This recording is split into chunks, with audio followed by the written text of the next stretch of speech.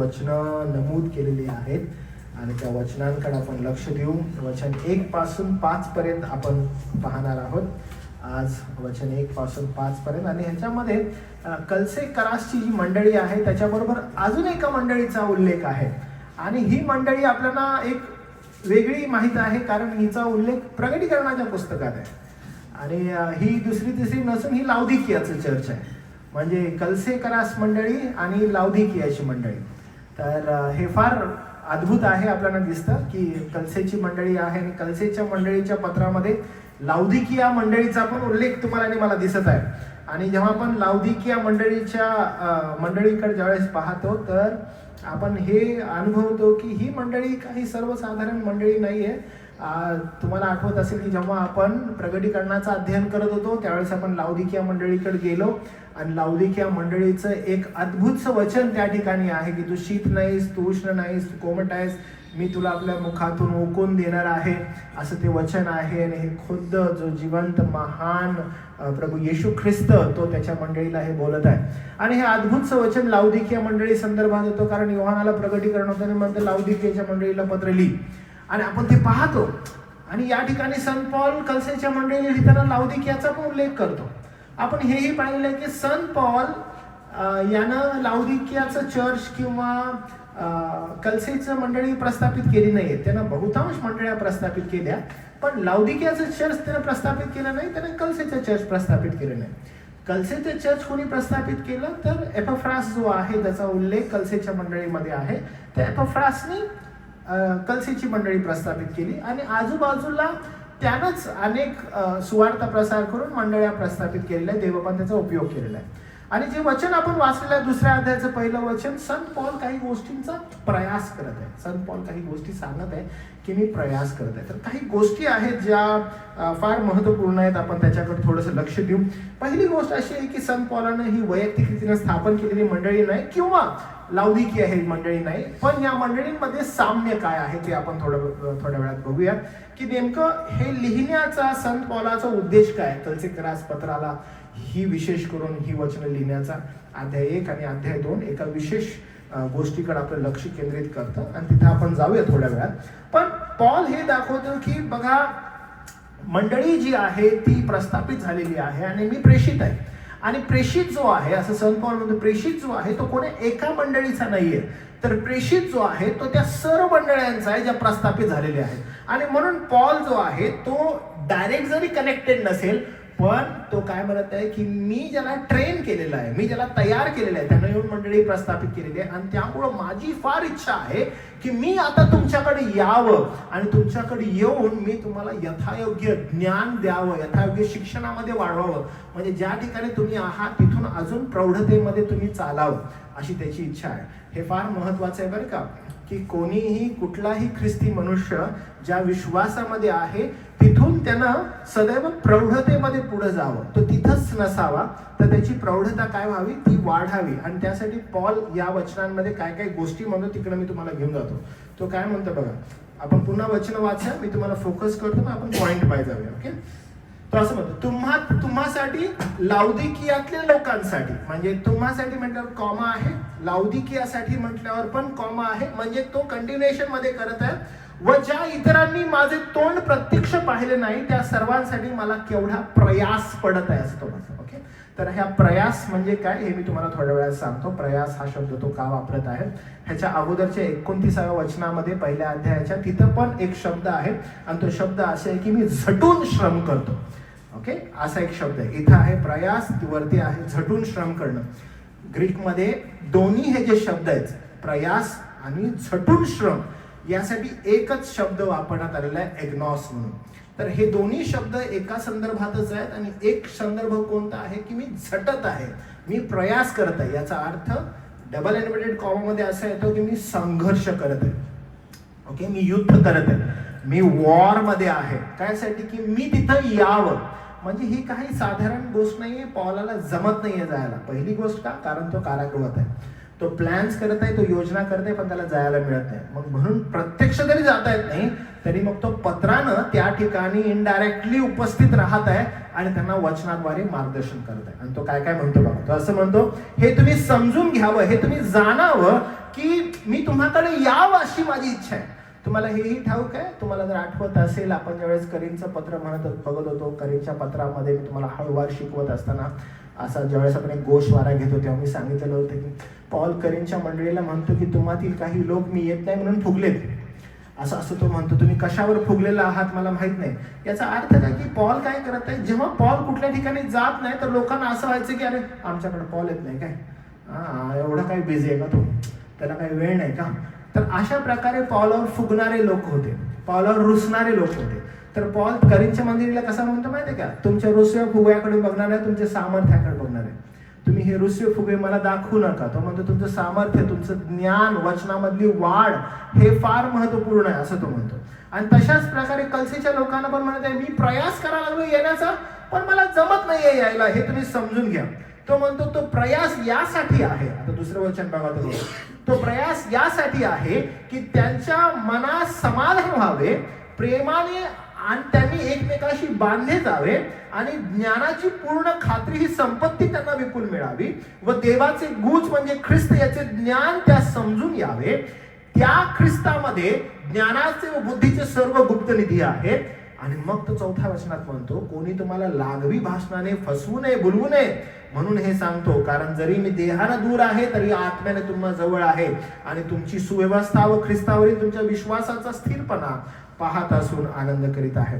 आणि मग पॉल काय आहे माहितीये काय, तो इतका म्हणजे काळजी करत आहे, भले तो लांब आहे पण मंडळीची त्याला काळजी आहे. मंडळीची काळजी का आहे तर पहा, कलसे, लाउदिकिया यांच्यामध्ये फार भयानक रीतीचं हॅरेसी चालू होती. हॅरेसी म्हणजे फार भयानक रीतीचं अयोग्य शिक्षण त्या ठिकाणी होत होतं. म्हणून चौथ्या वचनात दिलेलं आहे, कोणी येऊन तुम्हाला लागवी भाषणानं फसवू नये म्हणून यासाठी माझी इच्छा आहे की मी तुमच्याजवळ यावं. लागवी भाषणानं फसवू नये यासाठी काय इम्पॉर्टंट आहे तो म्हणतो, मी येऊन तुमच्या ज्ञानामध्ये भर पाडावी. ज्यावेळेस मी तुमच्या ज्ञानामध्ये भर पाडेल त्यावेळेस तुम्हाला कोणी लागवी भाषणानं फसवणार नाही. म्हणजे तुमची वाढ कशी होईल, प्रौढतेमध्ये होईल. लक्षात घ्या, भोळ्यांना फसवणं फार सोपं आहे. ओके, भोळ्यांना फसवणं फार सोपं आहे, पण जेव्हा तुम्ही एकदम जे ज्ञानी असतात, जे ज्ञानामध्ये प्रगल्भ असतात त्यांना तुम्ही फसवू नाही शकत. ओके, आणि पॉल काय म्हणत आहे की प्रेमामध्ये आहेच, प्रेम प्लस ज्ञान हे मला तुम्हाला द्यायचं आहे आणि त्यासाठी मला तुमच्याजवळ यायचं आहे. मी तुम्हाला एक उदाहरण देतो. काही दिवसांअगोदर मी एका ठिकाणी मीटिंगसाठी गेलेलो होतो आणि गेलेलो असताना त्या ठिकाणी एक चर्च आलेलं होतं आणि त्या चर्चमधील एक आंटी होत्या.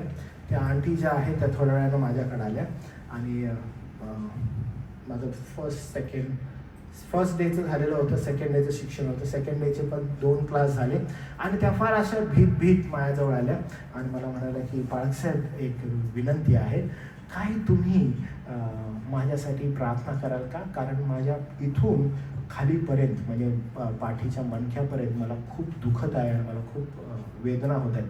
आणि माझी मुलगी या ठिकाणी आहे, ती म्हटली बाई तू असं त्यांच्यासाठी त्यांच्याकडे चालली असं आरोग्य मिळावं म्हणून, ते करतील का नाही माहीत नाही तुझ्यासाठी प्रार्थना, असं म्हणून तिला घाबरून आली. ती खूप अशी घाबरत आली. म्हटली मला माहीत नाही तुम्ही काय समजाल पण लक्षात घ्या मला दुखत आहे. म्हटलं आंटी का नाही करणार मी तुमच्यासाठी प्रार्थना, चला आपण प्रार्थना करूया. मग मी त्यांच्यासाठी प्रार्थना केली. देवाला म्हटलं देवा तुझी कृपा कर आणि आंटींना आरोग्याची गरज आहे, त्यांच्याकडे कृपेनं तू पहा. असं म्हणाल्यानंतर प्रार्थना झाली आणि आंटी परत त्यांच्या ठिकाणी गेला. मग मी शिक्षण द्यायला उभं राहिलो आणि मग मी शिक्षण देत होतो तर हॅरेसीवर देत होतो, लागवी भाषणानं तुम्हाला कोणी फसवू नये आवडतं. आणि मग मी समोरून असं म्हणालो की जर समजा मी या ठिकाणी आलेलो आहेत आणि आंटी मधल्या वेळेमध्ये माझ्याकडे आल्या आणि मला म्हणाल्या की बाळासाहेब माझी प्रार्थना करा, आणि त्यांची प्रार्थना केली, आंटी गेल्या.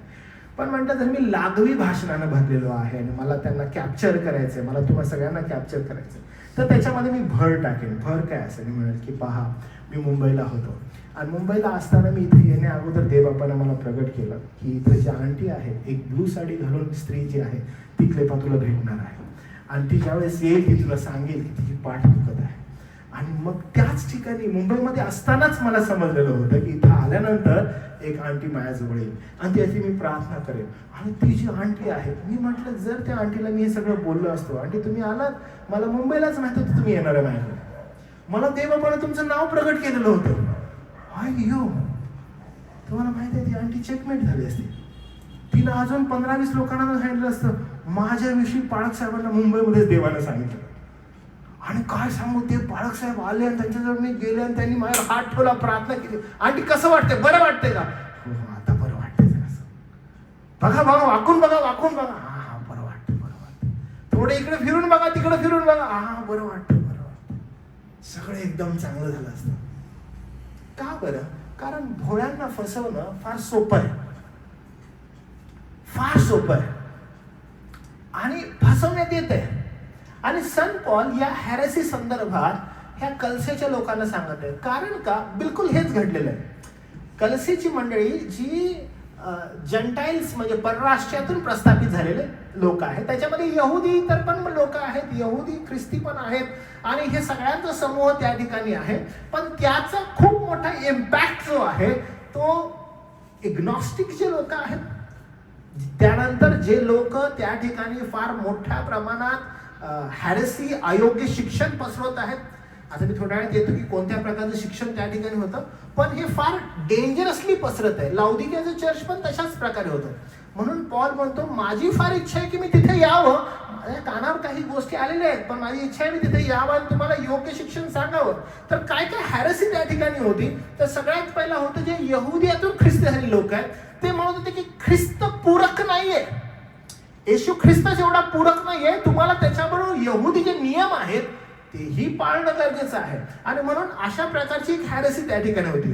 दुसरी होती जी आपण पाहिलेली आहे बघा, की देवदूतांची उपासना करा, देवदूतांकडे प्रार्थना करा, देवदूत तुम्हाला अपॉइंट केलेले आहेत, असं कलसीच्या लोकांमध्ये शिक्षण होतं. आणि देवदूतांची उपासना हा उल्लेख तो काय करत आहे, कलसीच्या पहिल्या अध्यायामध्ये पण तो मांडत आहे. त्यानंतर तो असं म्हणतो, काहीतरी रहस्य आहेत आणि रहस्य उलगडून सांगत आहेत. बघा, काही लोक असतात ते येऊन ना वारंवार पवित्र शास्त्रामध्ये असं काहीतरी गोष्टी काढत असतात ज्याची काही गरज नाहीये, ज्याची काही आवश्यकता नाहीये. उदाहरणामध्ये मी विदर्भाला होतो आणि एक माणूस जो आहे तो कधी संदेश झाला वगैरे काय झालं तर यायचा आणि म्हणायचा, पाळक साहेब आज आम्हाला बेंबी होती का? बेंबी? पाळक साहेब आज आम्हाला बेंबी होती का? म्हणजे कुठलाही संदेश असो, काही असो, पाळक साहेब आज आम्हाला बेंबी होती का? म्हणजे कुठलेही काहीतरी रहस्य असं उलगडावं मी आणि त्या रहस्यावर मी लक्ष केंद्रित करावं, असा काहीतरी उद्देश त्याचा. की कुठलाही संदेश असो, महिलांवर संदेश देत आहे, झाला का आता मला बेबी होती, पाळ काय बरं का, फुल फोकस होता. म्हणजे काहीतरी रहस्य मला मिळावं आणि त्या रहस्याकडे मी पाहावं. त्याचा आणि तारणाचा काहीच संबंध नाही, त्याचा आणि तारणा संदर्भात काहीच संबंध नाही, पण काहीतरी रहस्य मी शोधत आहे आणि त्या रहस्याकडे आवडत. काही लोक आहेत ते संदेश असे बघत असतात, अरे आम्हाला पाळक साहेब समजत नाही की त्या कायनाची बायको कोण आहे. पाळक साहेब कायनाची बायको कोण आहे?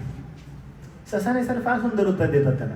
ते म्हणतात की त्याच्या बायकोत तुला काय इंटरेस्ट आहे?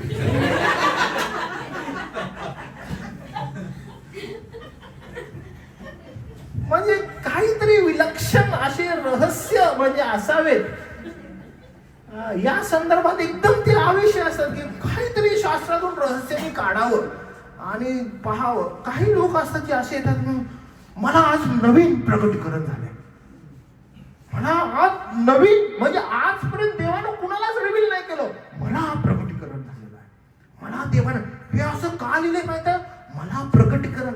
लक्षात घ्या, पवित्र शास्त्रामध्ये नवीन असं काही नाही होणार का प्रकटीकरण. जे काही आहे ते शास्त्रामध्ये नमूद आहे आणि वेगळं प्रकटीकरण असं काही नाहीये. पण लोकांना काय झालंय की काहीतरी वेगळं रहस्य ऐकायचंय, काहीतरी रहस्य पाहायचंय आणि त्यासाठी ते एकदम म्हणतात ना त्याच्यामध्ये चाललेले. त्याच्यामध्ये कलसेकराच्या लोकांमध्ये ग्रीक तत्वज्ञान होतात. ग्रीक तत्वज्ञान जे आहे त्या ग्रीक तत्वज्ञानाचा जर उल्लेख जर तुम्हाला करायचा असेल तर तुम्ही जर असं विचार केला तुम्हाला समजेल. बघा, प्रेषितांच्या कृत्यामध्ये जेव्हा जेव्हा पॉल आणि त्याच्या संगती असणारे जे प्रेषित आहेत, जेव्हा जेव्हा त्यांना पकडण्यात येत असायचं तेव्हा तेव्हा हा कैसर असो किंवा ज्या ज्या लोकांसमोर हे लोक जायचे तर ह्यांच्यासमोर गेल्यावर ना ते लोक म्हणायचे, आम्हाला तुला ऐकायचं आहे. त्यांना ना तत्वज्ञान ऐकण्यामध्ये फार रस असायचा. आम्हाला तुला ऐकायचं आहे, आम्हाला पाहायचंय तुझं ज्ञान किती आहे. आणि ह्या तत्वज्ञानांमध्ये त्यांना खूप रस असायचा. आणि त्यामुळं कलसे असो की लाउदिकी असो, या परिसरामध्ये जेव्हा हे लोक आहेत यांना तत्वज्ञान ऐकण्यामध्ये फार रस आहे. आणि त्यामुळे मंडळांमध्ये पण हा प्रसार जो आहे तो फार मोठ्या प्रमाणात होता. म्हणजे हेरेसी चरमवर होती. कारण का?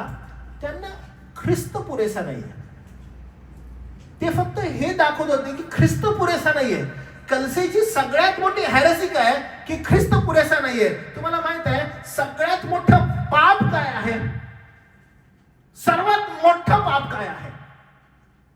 सर्वात मोठं पाप हे आहे की जेव्हा मंडळी म्हणू लागते की ख्रिस्त पुरेसा नाहीये.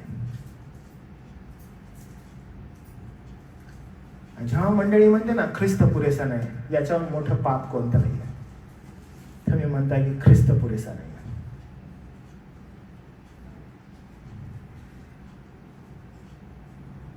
हे अन्य शिक्षणाचं मूळ आहे.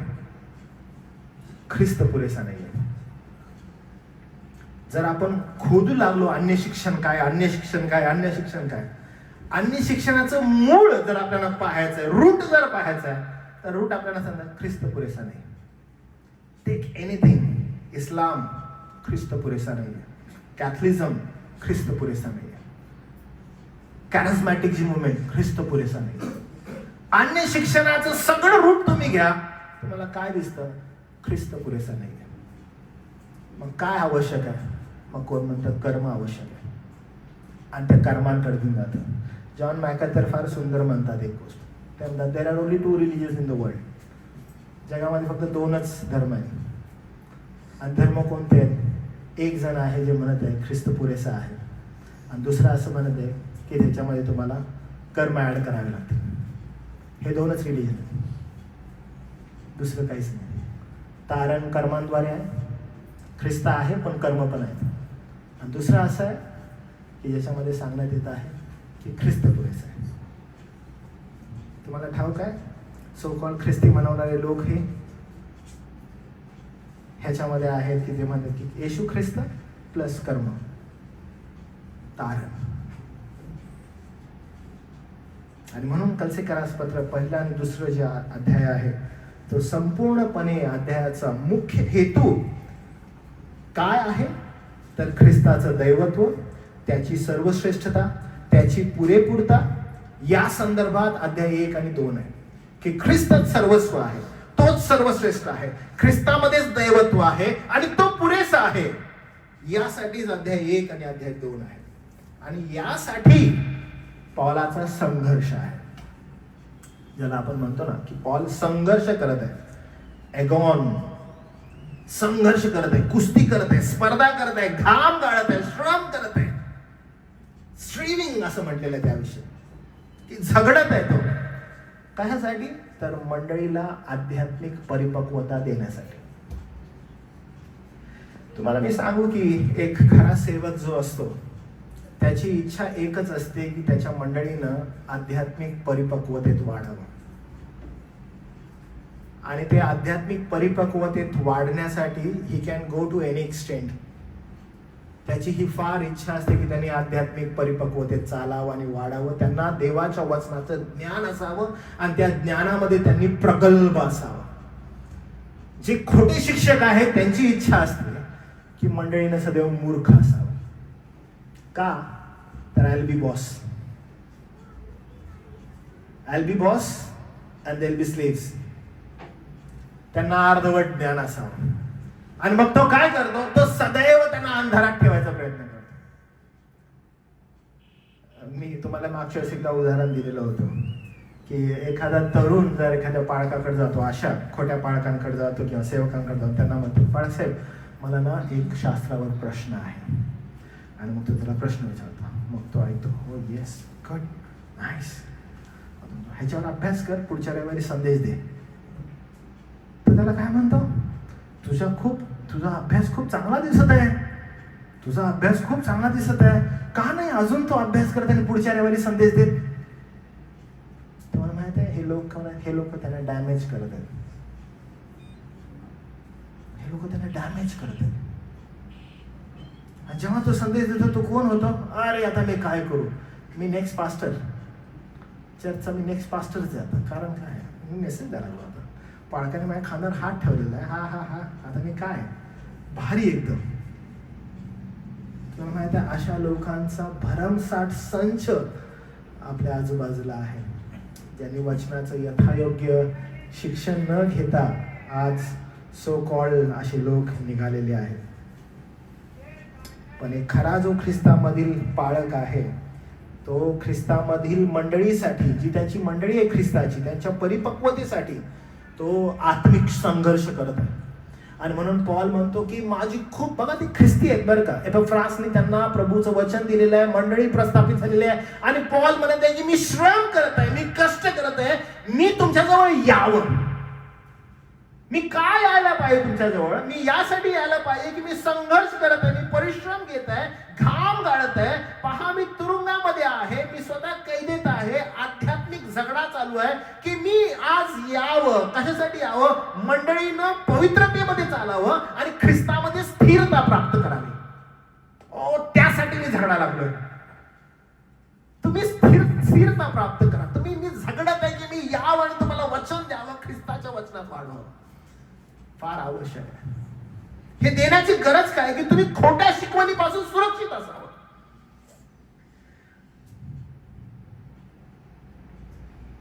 जर एखादं मूल आजारी आहे,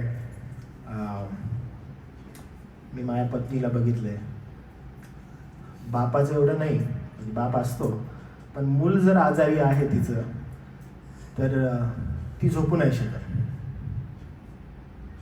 ती झोपू नाही शकत.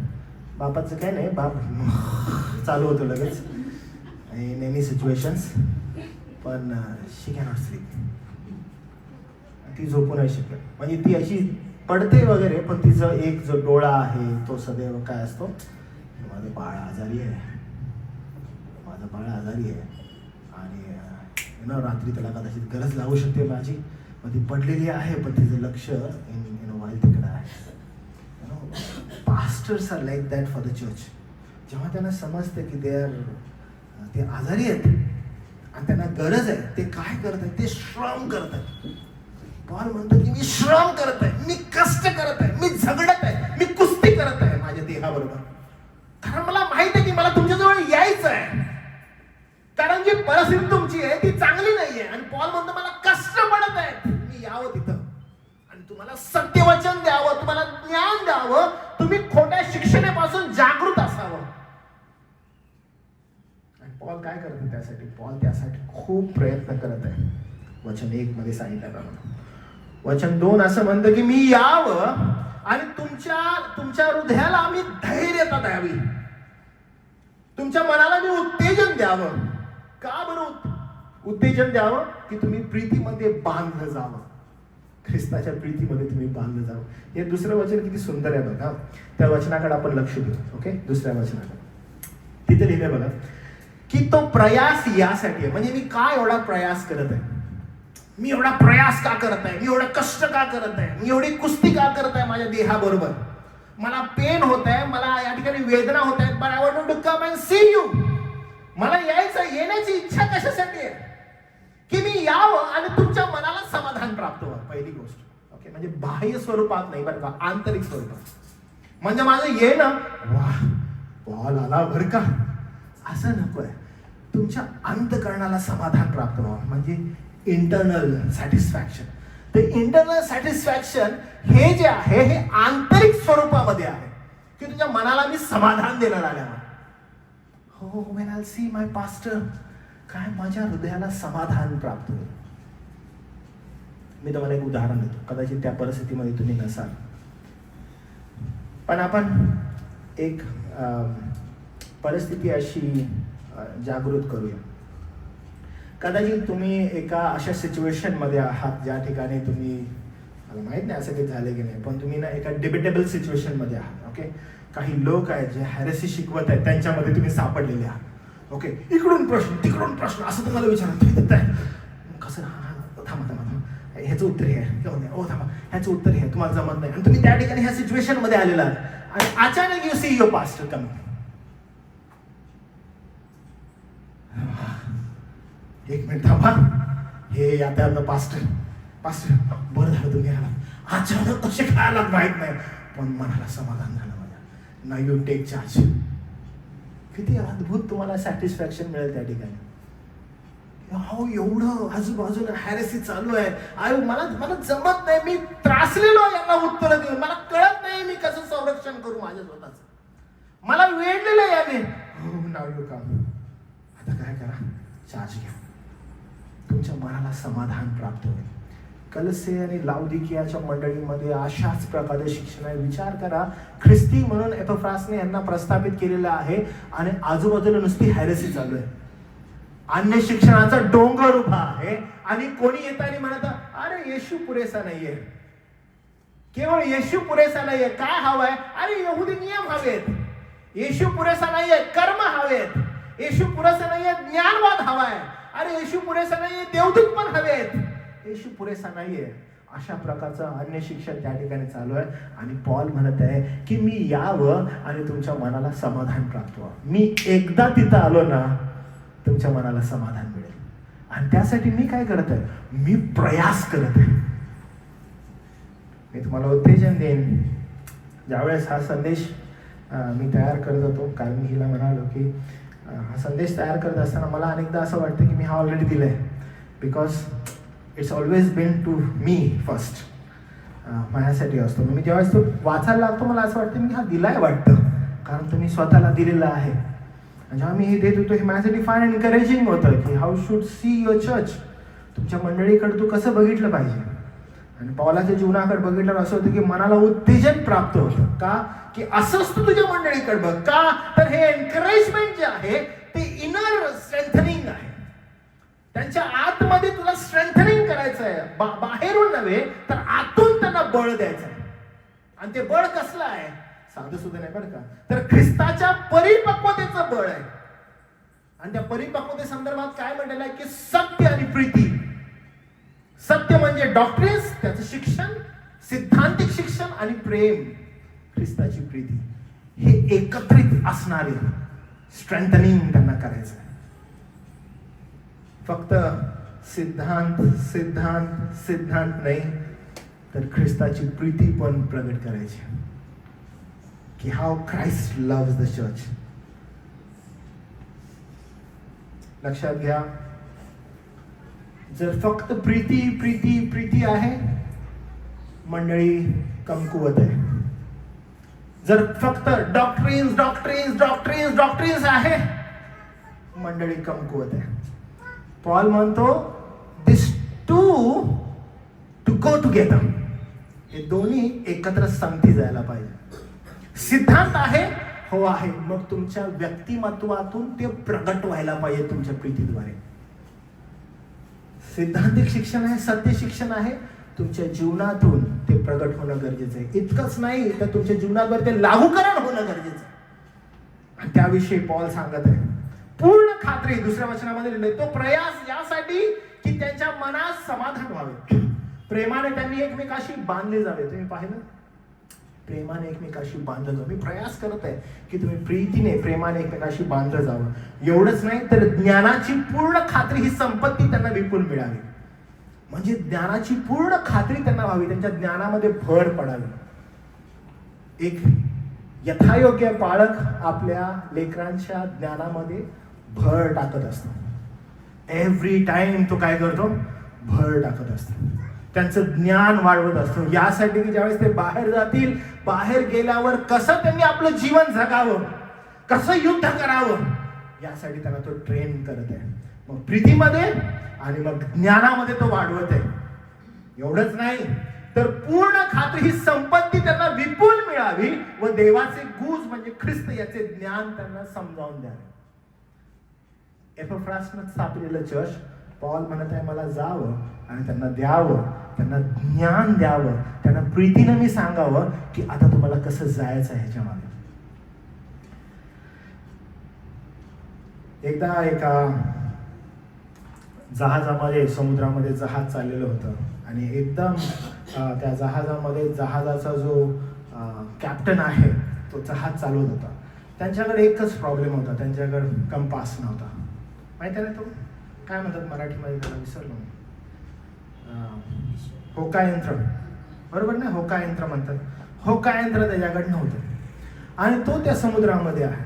तो कॅप्टन आहे, होकायंत्र नाही, काही उपयोग नाही, कसं जायचं माहित नाही. जेव्हा वादळ येतं त्यांना माहित नाही मला बोट कुठे न्यायचे, होकायंत्र नाहीये, कंपास नाहीये त्यांच्याकडे, कुठं जायचंय मला कळत नाही. पण ऍज सून ऍज एकदा त्याच्याकडे ते आलं तर त्याला समजतं की आता पुढं कसं जायचं, कोणत्या दिशेला जायचंय, कसं जायचंय.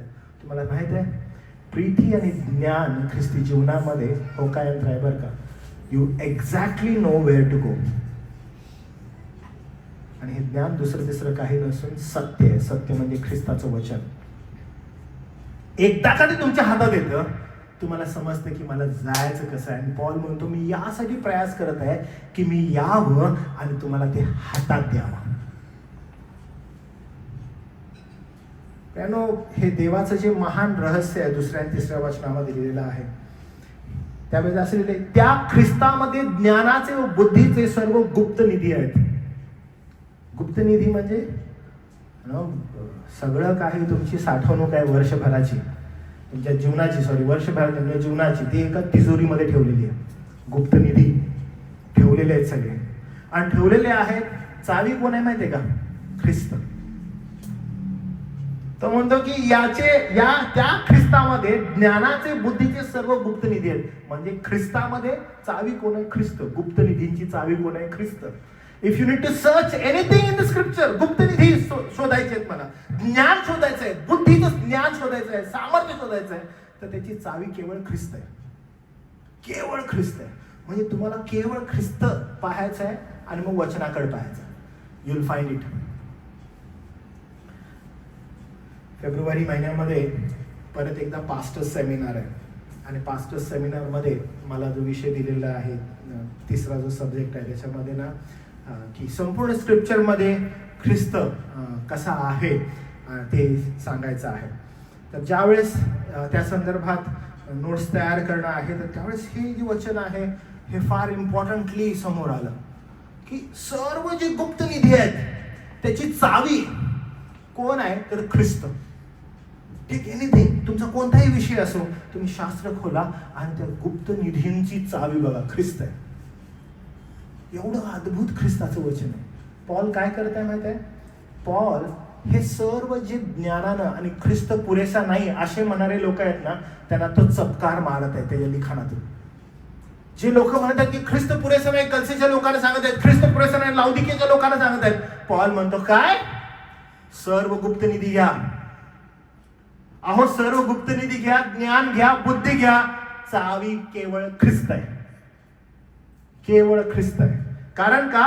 ख्रिस्तामध्ये हे सर्व खजिने आहेत. कोणकोणते खजिने आहेत? म्हणजे तारण, पवित्रीकरण, ज्ञान, परिपक्वता, हे सर्व सिक्रेट नॉलेज, हे सगळं कुणामध्ये आहे? तर ख्रिस्तामध्ये. सगळं ख्रिस्तामध्ये पूर्ण आहे. तो परिपूर्णता आहे कारण तोच पूर्ण आहे. त्याच्याकडे पहा, तो असं म्हणतो. तुम्हाला माहित आहे अजिबात आपण वेगळे नाहीये बरं का, कलसेच्या लोकांसारखे आणि लाउदिकीय लोकांसारखे. जसं शिक्षण पिता आहे आजच्या मॉडर्न युगामध्ये सेम शिक्षण आहे. ते आजही म्हणत आहेत ख्रिस्त पुरेसा नाही. मग कोण आलेला आहे बघा? काही लोक इथे म्हणत आहेत प्रॉफेटिक नॉलेज, प्रॉफेटिक नॉलेज आम्हाला पाहिजे. मग काही तुम्हाला प्रॉफिट्स दिसत आहेत बघा आजकाल. प्रॉफिट आलेले आहेत, सो कॉल्ड स्वयंघोषित प्रॉफिट्स. आम्ही संदेष्टे आहोत. काही अपोस्टल्स तुम्हाला दिसत आहेत, स्वयंघोषित अपोस्टल्स. आम्हाला प्रॉफिटिक ज्ञान आहे आणि म्हणून आम्ही निघालेलो आहोत. काही लोक आहेत की आम्हाला स्पेशल रेव्हिलेशन मिळालेलं आहे देवाकडून, असे म्हणणारे लोक तुम्ही पाहाल. सेम कलसेच्या लोकांसारखे आणि लाउदिकियाच्या लोकांसारखे हेरेसी, अन्य शिक्षण देणारे जे लोक आहेत ते म्हणत, ते कलसेच्या लोकांसारखेच आहेत. आज आधुनिक युगामध्ये ते आहेत आणि ते काय म्हणत आहेत की आम्हाला न्यू रेव्हिलेशन्स प्राप्त झालेले आहेत. काही लोकांच्या मिनिस्ट्रीचं नाव पण मी बघितलंय, new visions ministry, new vision, every day new vision ministry. प्रत्येक दिवशी नवीन विजन त्यांना मिळत आहे. काही लोक आहेत आम्हाला स्पेशल रेव्हिलेशन मिळालेलं आहे असं सांगत आहेत. देवाकडून मिळालेलं स्पेशल रेव्हिलेशन. तुम्हाला मी सांगतो की जेवढे काही कल्ट्स निर्माण झालेले आहेत ख्रिस्ती विश्वासामध्ये, ओके. म्हणजे आपण ज्यावेळेस पहिल्या दुसऱ्या सेंचुरीपासून पाहतो, जेवढे कल्ट्स, इनफॅक्ट इस्लाम टू, की जेव्हा हे कल्ट्स झाले त्या प्रत्येकानं एकच गोष्ट पुढे आणली, स्पेशल रेव्हिलेशन, आणि कल्ट्स प्रस्थापित झालेत. बरं, प्रत्येक जण आला आणि म्हणाला मला नवीन प्रगटीकरण प्राप्त झालेलं आहे. आणि जेव्हा एक असा आला आणि म्हणला मला देवाकडून नवीन प्रगटीकरण प्राप्त झालंय, कल्ट तयार झाला. आणि असे कल्ट्स पसरलेले आहेत. टेक एनी बरं का, जेवढे कल्ट्स आहेत तेवढे, ते येऊन म्हणाले की आम्हाला देवाकडून प्रगटीकरण प्राप्त झालेलं आहे. आणि आजच्या युगामध्ये असे लोक आहेत आणि ते काय म्हणत आहेत, शास्त्र पूर्ण नाही, शास्त्र पूर्ण नाहीये. मग कोण पूर्ण आहे? ख्रिस्त पुरेसा नाहीये असं म्हणत आहेत ते लोक. शास्त्र पूर्ण नाही, ख्रिस्त पुरेसा नाही, यासाठी आम्हाला काहीतरी बाहेरून आणणं गरजेचं आहे. आणि इनफॅक्ट सत्य काय आहे? सत्य आहे पवित्र शास्त्र पूर्ण आहे, ख्रिस्त पुरेसा आहे आणि आपल्याला बाहेरच्या कोणत्याही गोष्टीची गरज नाही. हा सारा जो खजिना आहे, हा सारा जो गुप्त निधी आहे, हा बंद आहे आणि चावी ख्रिस्त आहे. If you get Christ you will know everything. तुम्हाला सगळं काही समजून जाईल. आणि म्हणून पॉल असं म्हणतो चावी एकच, चावी ख्रिस्त. आणि म्हणून 4थ्या वचनामध्ये तो असं म्हणतो, मी हे सगळं का बोलत आहे, मी हे तुम्हाला का सांगत आहे, त्याचं कारण तो असं म्हणतो, लागवी भाषणाने कोणी तुम्हाला भुलवू नये म्हणून हे सांगतो. देअरफॉर, इंग्लिश मध्ये सुरुवात अशी केली आहे, मी तुम्हाला हे का बोलत आहे, देअरफॉर, का असं बोलत आहे मी तुम्हाला? कारण लोक येत आहेत आणि कशी तुम्हाला बोलत आहेत, लागवी शिक्षणाने. लागवी शिक्षण कसं असतं? गोड शिक्षक. गोड शिक्षक खोटं बोलतात. लागवी शिक्षण म्हणजे काय? गोड शिक्षक पण खोटं बोलत आहेत. आणि खोटं बोलत असताना त्यांच्या चेहऱ्याचे हावभाव पण चेंज नाही होत, एकदम असं गोड, छान, कानाला एकदम मधुर वाटतं. तुम्हाला ठाऊक आहे, सैतानाची ही टॅक्टिक्स आहे जी पहिल्यापासून आहे. त्याचं शिक्षण आणि त्याचं बोलणं प्राथमिकते आपल्याला इतकं सुंदर आणि इतकं छान वाटतं, इतकं गोड वाटतं, पण ते तेवढंच भयानक आहे आणि आयुष्य उद्ध्वस्त करणार आहे. प्राथमिकता कशी वाटते की गोड, काळजी वाहू, हा माझी काळजी करत आहे, माझ्याकडे एकदम म्हणजे माझ्या काळजीशिवाय ह्याला दुसरं काहीच नाही ठाऊक आहे, एवढं प्रभावी वाटतं. सैतानाचं सर्वात प्रभावी हतियार काय माहितीये का? सगळ्यात प्रभावी हतियार जो ख्रिस्ती विश्वासामध्ये तो वापरतो, अट्रॅक्टिव्ह एरर्स. अट्रॅक्टिव्ह एरर्स म्हणजे की दिसायला एवढं सुंदर पण चुकीचे, एकदम अट्रॅक्टिव्ह वाटतं. म्हणजे मी तुम्हाला उदाहरण दिलं ना की आदामाला बेबी होती का, अट्रॅक्टिव्ह, काय मस्त काढलेलं आहे, लॉजिक कुठून राहत, जबरदस्त, एकदम तिकडे आकर्षित. तुम्हाला माहित आहे की येशू ख्रिस्तानं ते 39 फटके खाल्ले, प्रत्येक फटक्यात काय होतं? काय होतं? मला देवपणा कळवलेला आहे. Attractive error. काय फटक्यात होतं त्या? मग त्या पहिल्या फटक्यात काय होतं? तिकडं तुम्ही अट्रॅक्टिव्ह होता. अरे, पण शास्त्रामध्ये नमूद नाही बरं का, देवाने ह्याला स्पेशली सांगितलंय. तिकडं आपण त्या एररकडे आकर्षित होतात. अहो, त्या आमच्या बाळकाला माहित आहे. Attractive errors.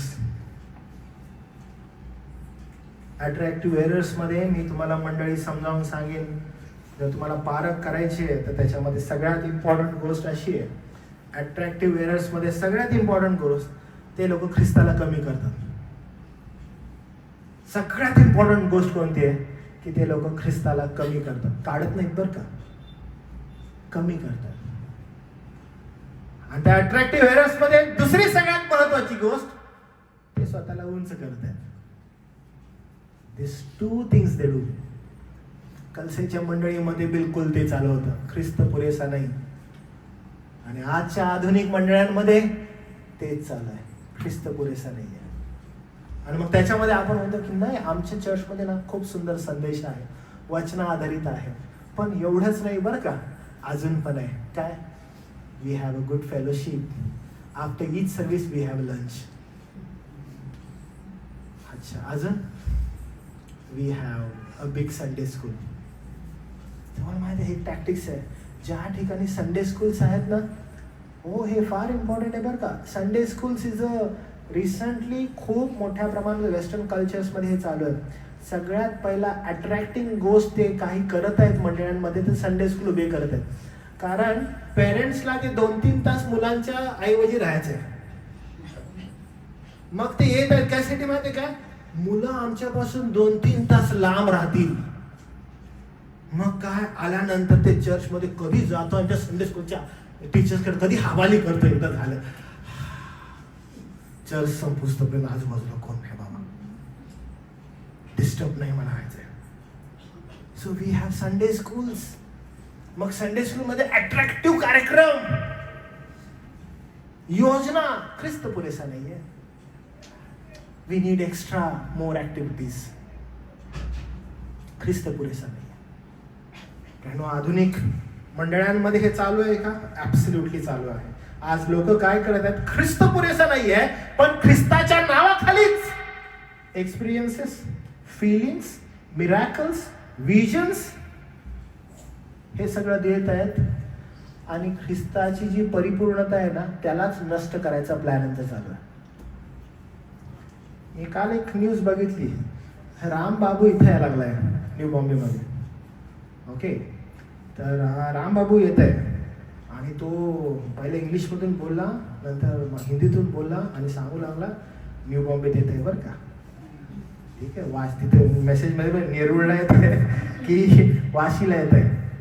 ठीक आहे, पद्धतीने लवकरात लवकर सीट बुक करा म्हणतो. 250 लोक आहेत, त्या हॉल आमचा कमी आहे म्हणतो.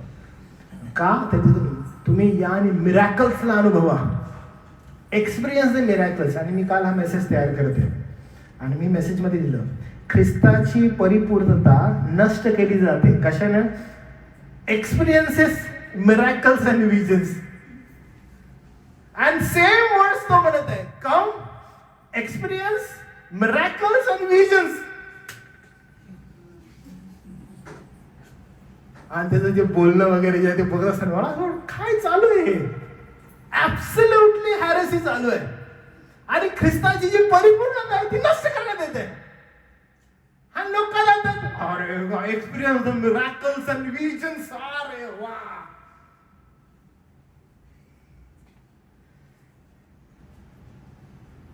प्रियांनो, पॉल असं म्हणतो की मी यावं यासाठी की तुम्ही, मी प्रयत्न करते, मी प्रयास करते की तुम्ही प्रीतीमध्ये बांधलं जावं, तुम्हाला ज्ञान प्राप्त व्हावं. आणि ते ज्ञान यासाठी प्राप्त व्हावं की कोणी तुम्हाला लागवी भाषणानं फसवू नये. मला फार काळजी वाटते मंडळीची सदैव, की कोणीतरी आपल्या घरात येईल आणि लागवी भाषणं देईल आणि तुम्ही फसाल. मग ह्याची भीती मला आहे का? ह्याची भीती मला खूप आहे. कधीपर्यंत आहे मला माहित नाही, कदाचित मंडळी तुमच्यासाठी मला ती मरुस्तोपर्यंत असेल. पण लागवी भाषण हे कोणत्याही प्रकारे येऊ शकते बरं का. आणि मी सदैव स्त्रियांना सांगतो की तुम्ही जपून राहा, कारण शास्त्र म्हणतं भोळ्या स्त्रिया सुद्धा फसवतात. ठीक आहे, भोळ्या राहू नका. ते येतील आणि म्हणतील तुझ्या नवऱ्यासाठी मी न रडून रडून रात्री प्रार्थना केली. बाईचं चेकमेटच होतं त्या ठिकाणी. तुझ्या पोरांसाठी मी इतकं रडलो गुडघ्यावर जाऊन, तुझं पोरग सुधरावं, त्यानं वचनात यावं, तुझ्या पोराला आरोग्य मिळावं, तुझ्या पोरीचं चांगलं व्हावं. आणि असं काही रडलो मी. देवबापानं कालच मला विजन प्रकट केलं. अरे बापरे, हे घे दादा 1000 रुपये. रडून प्रार्थना करत होतो माझ्यासाठी. स्त्रियांनो, कोणी तुम्हाला फसवू नये, कारण आज ही लोक एक्सपिरियन्सेस, फिलिंग्स, मिरॅकल्स, विजन यांच्या नावाखाली ख्रिस्ताची पुरेपूर्तता नष्ट करत आहेत. मी तुम्हाला एक अद्भुत उदाहरण देतो. खोट्या नोटा जर ओळखायच्या आहेत तर खऱ्या नोटांचा अभ्यास करा, मगच तुम्हाला खोट्या नोटा ओळखता येतील. जर तुम्हाला खऱ्या नोटा ठाऊक नाहीयेत तर तुम्ही खोट्या नोटा आपल्या जीवनामध्ये हाताळाल आणि त्याद्वारे नुकसान करून घ्याल. त्यामुळे जास्तीत जास्त रीतीनं खऱ्या ज्या नोटा आहेत त्यांचा अभ्यास करा. पौल असं म्हणतो, मला तुमचं काय आवडतं, 5व्या वचनात बघा तो आज म्हणतो, मला तुमचं काय आवडतं, कारण जरी मी देहाने दूर आहे तरी आत्म्याने तुम्हा जवळ आहे. बघा तो म्हणत आहे, मी प्रयास करत आहे, आय नो की मी देहाने दूर आहे तुमच्यापेक्षा, पण मला तुमच्या जवळ यायचं आहे, पण मला जमत नाहीये, पण मी आत्म्यामध्ये तुमच्यामध्ये आहे, तुमच्या जवळ आहे. आणि मी काय पाहिलेलं आहे, तुमची सुव्यवस्था. 2 शब्द आहेत बरं का त्या ठिकाणी, सुव्यवस्थितपणा, आणि तो म्हणतो सुव्यवस्थितपणाच नाही तर स्थिरता. तुमचा स्थिरपणा, व्यवस्थितपणा म्हणजे तुमची शिस्त. I like your discipline. आपल्या चर्चमध्ये आपण वारंवार डिसिप्लिनवर बोलत असतो. लक्षात घ्या, मंडळी ही एक युद्धभूमी आहे आणि युद्धभूमीमध्ये स्थिरता आणि शिस्त आवश्यक आहे. ओके, कुणाला काय वाटतं, मला बरं वाटतं असं नाही चालत. तर हे फार इम्पॉर्टंट आहे की स्थिरता आणि व्यवस्थितपणा. हा शब्द तुम्हाला माहिती आहे पौलानं कुठून घेतलेला आहे. पौल हे दोन्ही शब्द जे आहेत ते स्ट्रिक्टनेस जो आहे, ती स्थिरता आहे, ती कशातून तो घेत आहे, तर तो म्हणत आहे की जशी युद्धभूमी असते, युद्धभूमीवर जे लोक असतात त्या लोकांसंदर्भात कोणतं आलंय जी युद्धभूमी असते त्या युद्धभूमीमध्ये वापरण्यात येणारे हे शब्द आहेत. युद्धभूमीमध्ये कोणते शब्द वापरतात माहिती आहे, शिस्त, डिसिप्लिन. आणि तुम्हाला ठाऊक आहे हा डिसिप्लिन काय असतं. एखादा कमांडर आहे, ओके, एखादा कमांडर आहे आणि कमांडरला आनंद कधी होतो माहिती आहे काय, जेव्हा परेड असते, ओके, परेड असते. आणि जर ती परेड योग्य शिस्तीमध्ये, योग्य व्यवस्थितपणे झाली तर तो जो कमांडर आहे त्याला सर्वात जास्त आनंद जो आहे तो ते पाहून होतो की जेव्हा त्याचे सैनिक शिस्तीत उभे आहेत. सर्वात जास्त असणारा आनंद त्याचा बरं का, की वेन दे डू इट, तेव्हा ते काय करतात, शिस्तीमध्ये करतात. आणि त्याच्यातला जर कोण असा वेळा वाकडा दिसला त्याला, तर तो सगळ्यात पहिला त्याला बाजूला घेतो. कारण त्याला काय आवडतं, त्याला सुशिस्तीतपणा सगळ्यात जास्त आवडतो, त्याला व्यवस्थितपणा आवडतो आणि न डगबगणारी जी रांग आहे ती त्याला आवडते. A church should always been into the discipline. आणि पॉल म्हणतो, मला तुमचं काय आवडतं. पॉल असं म्हणत आहे, मला तुमची शिस्त आवडते, मला तुमची सुव्यवस्था आवडते व ख्रिस्तावरील तुमच्या विश्वासाचा स्थिरपणा आवडतो. तुम्ही डगमगत नाही. उत्तेजन देत आहे मंडळी.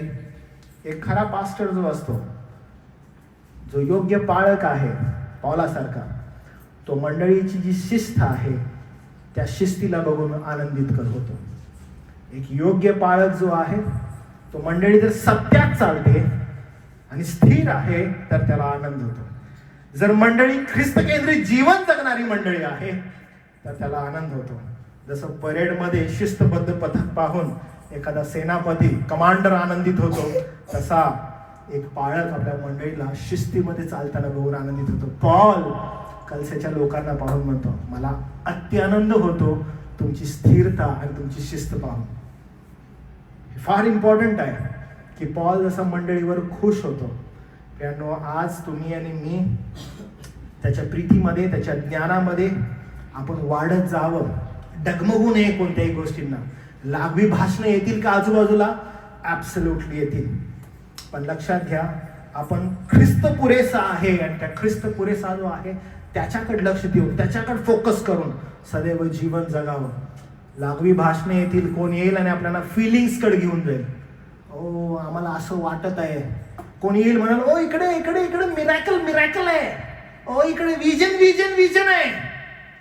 बट रिमेंबर, ख्राइस्ट आपल्याला पुरेसा आहे, ख्रिस्त पूरक आहे, ख्रिस्त पूर्ण आहे आपल्यासाठी आणि आपलं लक्ष आपण त्या ख्रिस्ताकडे लावू. ओके, देवाची जर इच्छा असेल, जर त्याची योजना असेल तर आपण त्याच्या ज्ञानामध्ये आणि त्याच्या वचनामध्ये अजून बलवंत होऊ.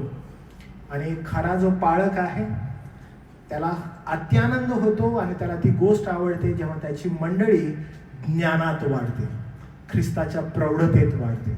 यासाठी की तुमच्यामध्ये ख्रिस्ताची प्रीती असावी आणि त्याचं ज्ञान असावं. परिणाम काय होईल की तुम्ही फसवले जाणार नाही। देव बाप करो की या भयानक युगामध्ये ज्या ठिकाणी मंडळीवर गरजणाऱ्या सिंहासारखा हा सैतान फिरा लागलाय, देव बापानं तुमचं संरक्षण करा। आणि संरक्षण कसं होऊ शकतं? त्याच्या प्रीतीमध्ये तुम्ही वाढा, त्याच्या ज्ञानात तुम्ही वाढा आणि पहा तुमचं संरक्षण होईल। कारण डॉक्ट्रिन्स प्लस लव्ह हे तुम्हाला सदैव काय करेल? स्थिर ठेवेल। देवबाप करो तुम्हाला ती कृपा। प्रभू देवबाप करो। प्रार्थना करूया आपण। देवा, आम्ही तुझे मनापासून आभार मानतो, तुझी उपकार स्तुती करतो। पुन्हा एकदा देवा तू आम्हाला आठवण करून दिलीस की ख्रिस्त पुरेसा आहे आणि सर्व खजिना त्याच्यामध्येच आहे। तो चावी आहे, सर्व गुप्त धनाची चावी आमचा ख्रिस्त आहे आणि आमचं लक्ष त्या ख्रिस्ताकडे असण्यास देवबापा तू आम्हाला सहायता कर। आमचं ज्ञानचक्षु तू वाढव, आम्हाला ख्रिस्ताच्या प्रौढतेत देवा तू घेऊन जा आणि प्रभू देवापा तू गौरविला जा। तुझे आभार मानतो की आज पुन्हा एकदा देवा तू आम्हाला आठवण करून दिलीस आणि तुझ्या दयेत तू आम्हाला राखत आहेस। गौरव मान महिमा आम्ही तुला देतो, कारण देवा ते तुझा आहे। तारणारा प्रभू येशू ख्रिस्त याच्या नावात प्रार्थना केली म्हणून देवा तू ऐक। आमेन।